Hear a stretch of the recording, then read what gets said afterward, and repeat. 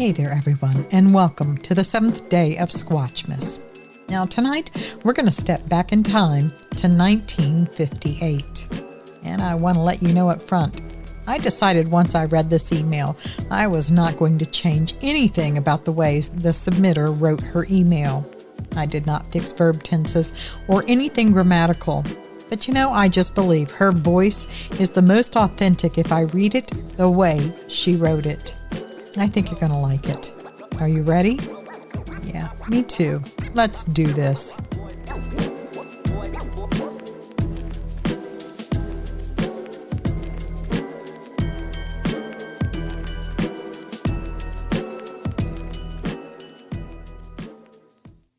In 1958, a wood booger scared my daddy so bad.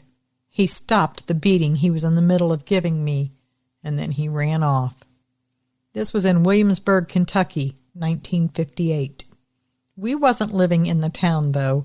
We was living out in the sticks, like they said. Before I go telling you all about that wood booger, you need to know how things was for us, which will get us to how I met up with that wood booger, and how it like to have scared my daddy to death. The best days at our house were the ones that daddy wasn't there. The last year that he was living with us, he was more gone than there. He didn't give Mommy any money nohow. I once heard a neighbor talking, and they were saying that some floozy was keeping Daddy drinking down there in Jellicoe, and that's why we had no money. Now, I didn't know what some floozy was. I only found out later. So money was a thing we didn't have, and it was something we was always needing. Mommy took in any kind of work she could, mending, laundry, and all sorts. And boy, the best was Mommy could bake. I don't mean like all those other home bakers. No, Mommy's grandparents were Germans, and they owned a bakery in Pennsylvania when she was a little girl.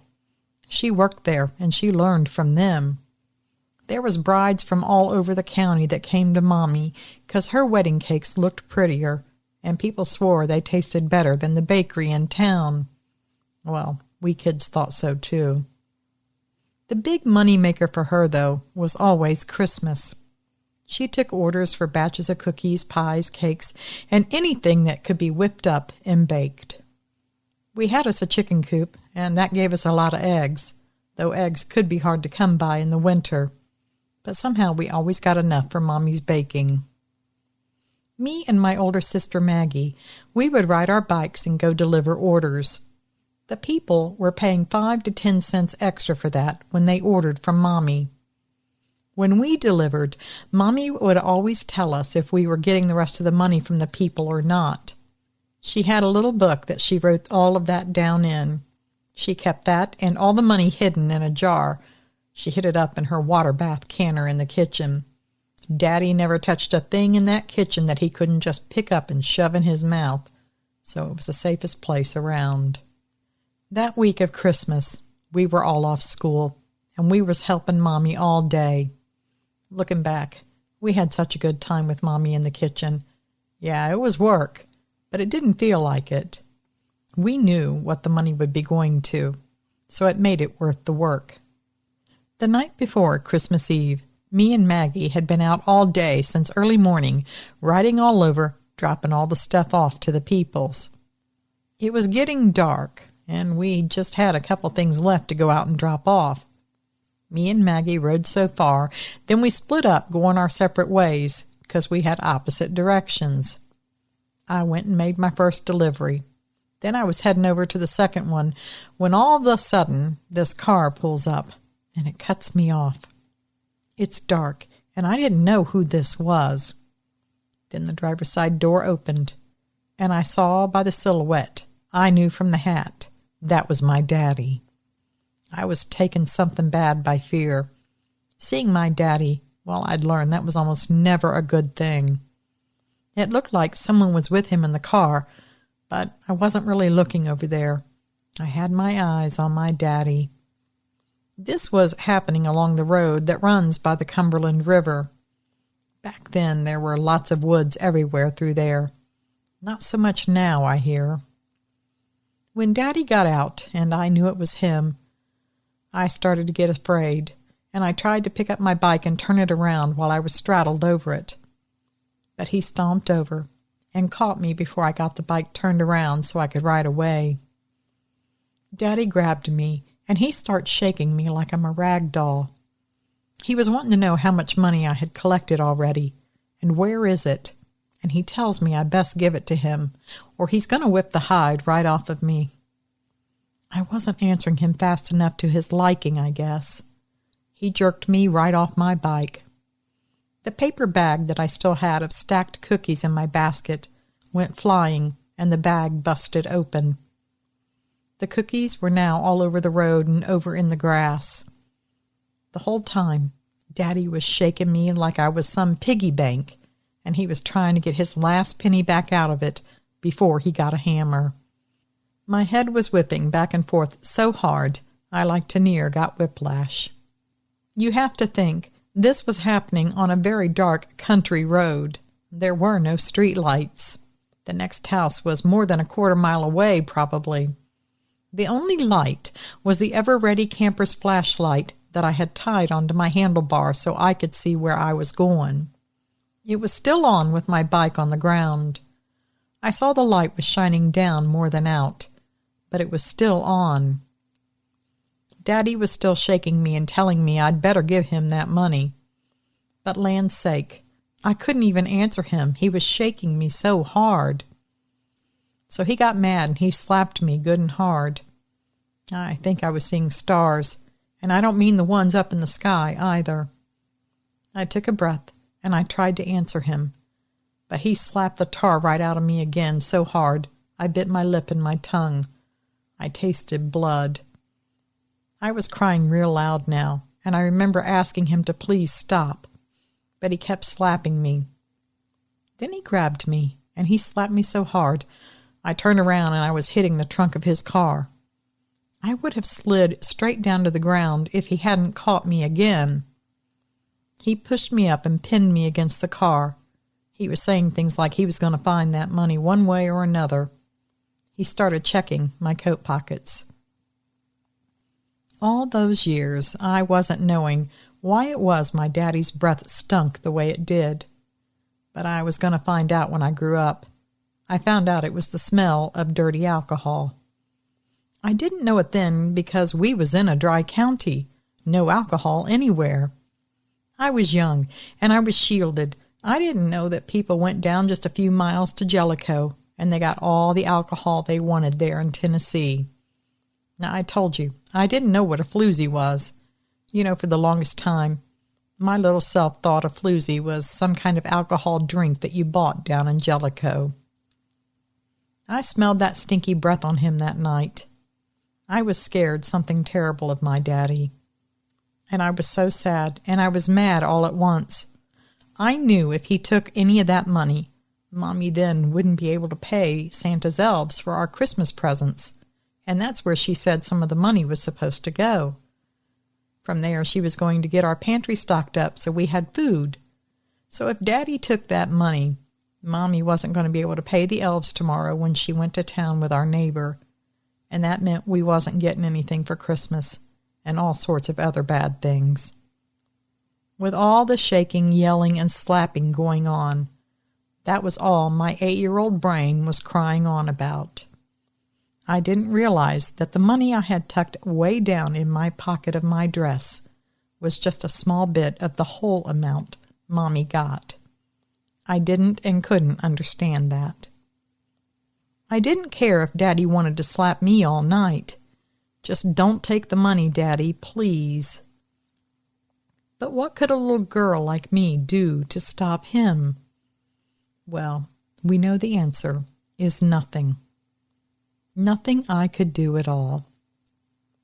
Turned out, I didn't have to do anything. All I knew was 1 second I was crying and asking Daddy to please stop, and the next second I fell down to the ground, and Daddy wasn't slapping me anymore. I heard Daddy yelling, and I looked up, but all I could see was what was in the light of the flashlight that was laying on its side where my bike was. It was only showing things feet up to about the knees mostly. My eyes were all teared up, and I was seeing blurry doubles from all the slapping. I looked real hard because it looked like Daddy was dancing with some kind of a circus bear. I had a flash thought, though, and I hoped the bear would eat him. Then immediately I apologized and asked God to forgive me for such a thought. But secretly, I wasn't sorry for it.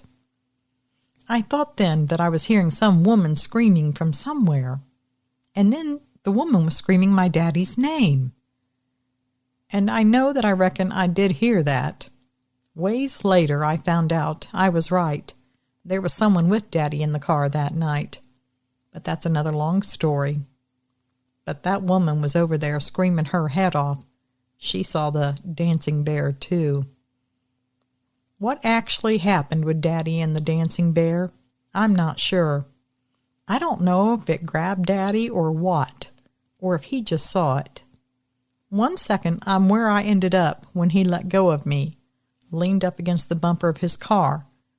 And then the next second, he tears off down the road so fast I like to hit the road falling over.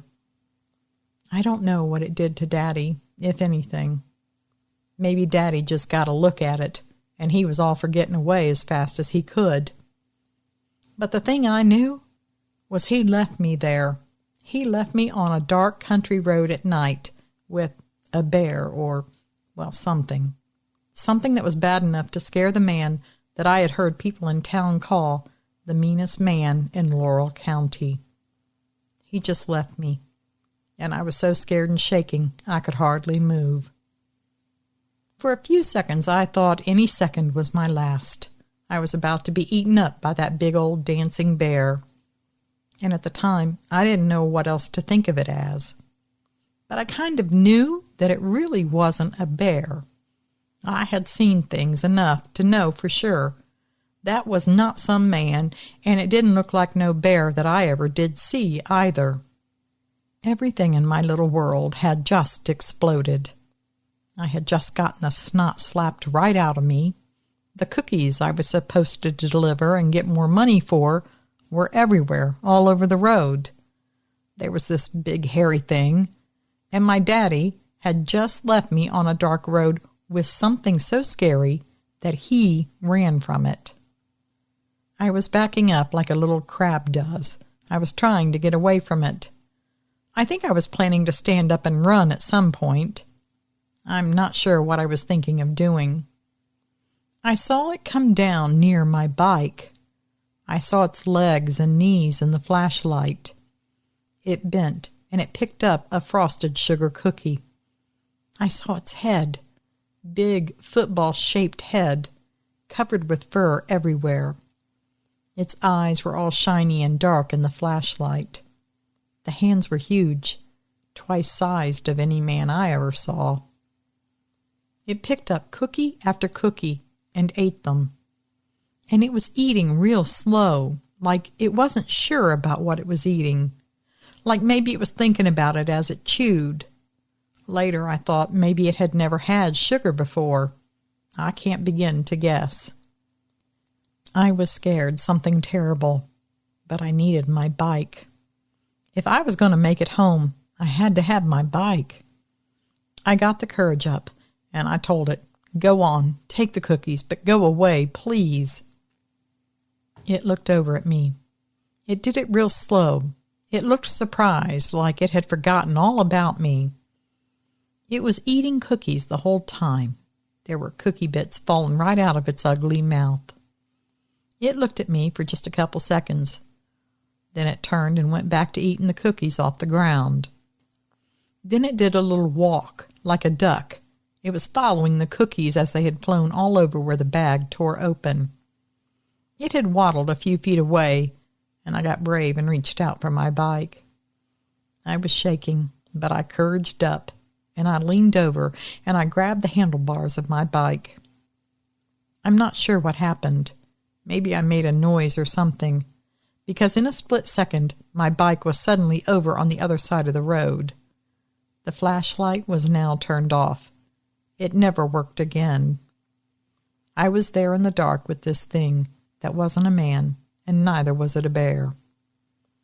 If I was going to run away, I decided I was going to first run over to my bike. I picked it up, and I started pedaling as hard as I ever did in my whole life. I know it chased after me. I never did look back, but when I started pedaling, I heard a sound that I can't quite describe. It was kind of like a grunt, but kind of not. In my head, it was a sound that was made like it was getting up to stand again. I reckon it was thinking maybe I had more cookies, or maybe my bike did. Or then again, maybe cookies was the dinner, and I was the dessert.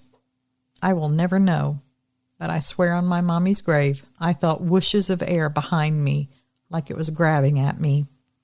I heard big feet hitting the road right behind me, but I never looked back. I was too plumb scared. When I got home, I walked in and I knew by the look on Mommy's face I looked some kind of bad kind of mess. She grabbed me and asked me what on earth happened. I was shaking and crying, and I like to never got it all out, but I did. You should have seen Mommy's face when I told her a dancing bear saved me. She said, "What are you saying, little girl?" I told her again. She asked me to describe the dancing bear. I told her, football head, big eyes, big mouth, big face, brown hair everywhere, long arms and legs. It was big like a bear, but I told her it was not a bear, and it ate all the cookies. The look on her face when I said all of that, well, that look was worse even than when she got a look at me when I walked into the house, all bloodied up and hurt. I was shook up, but I proudly told her I still had the money. Daddy did not get that money. I pulled it out of my dress pocket, and I gave it to her. She didn't care one whit about the money. No mother would, I guess. But I did. I wanted those elves paid. Christmas was the one bright spot for us in what was usually a dark year the rest of the time. Christmas was just about the only thing I had to ever look forward to. Mommy was shook up all night, and she fussed over me. We all stayed up late, though, making more cookies. We delivered them the next morning with the help of the neighbor, and we threw in an extra dozen for free. Mommy stayed as close to the truth as she could, and she apologized and told them that I had been almost ran off the road on the way to make their delivery last night. They were a little put out that they didn't get their delivery when they expected, but one look at my busted lip and the light bruising on my left jaw, and they was nothing but sympathy towards me, and all was forgiven. We all went home, and then Mommy went into town with the neighbors to send the money out to the elves at the North Pole so we could have ourselves a Christmas. Then she brought some groceries before they closed down, and all in all, we had us a good Christmas. That was the last year me and Maggie did deliveries on our bikes. Just after New Year's, Daddy finally showed up at the house, and that was the longest he'd ever stayed gone. He eyed me, and he said nothing, but I'm betting he wanted to ask me some things. But I reckon he didn't, because then he'd have to look me in the eye about me being left there. That night, him and Mommy had a terrible fight after us kids went to bed. We never went to sleep, though. We heard it all. I'm betting a lot of it was over what happened that night and 100 other things. Us kids were still awake, hours later, when the back door opened and closed several times.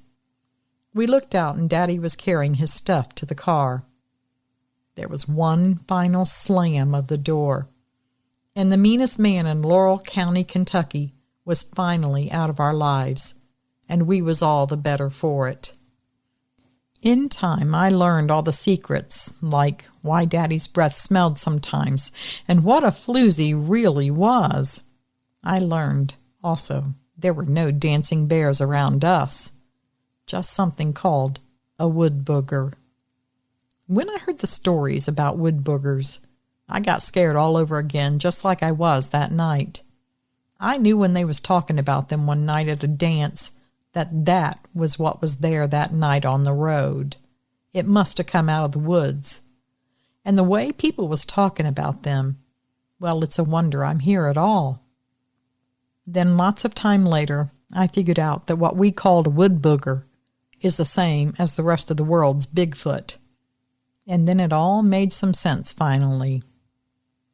I know it wasn't meaning to, but that Bigfoot saved me. Maybe it helped run my daddy off, and maybe it saved our whole family. I think it did. Turned out, the meanest man in Laurel County wasn't the biggest or meanest thing in Laurel County after all. And he found that out. And he ended up running like a pack of hunting dogs was after him. And we was all the better for it. I'm 74 now, and I'm living in Alabama. Mommy is long gone, but I think about her a lot, especially at Christmas time.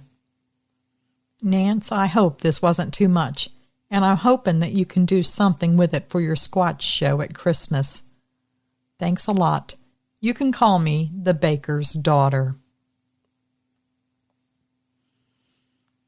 Wow, thank you, baker's daughter. That was really a great one. You know, I get so many great emails, but I just can't imagine being little 8-year-old you in the middle of all that.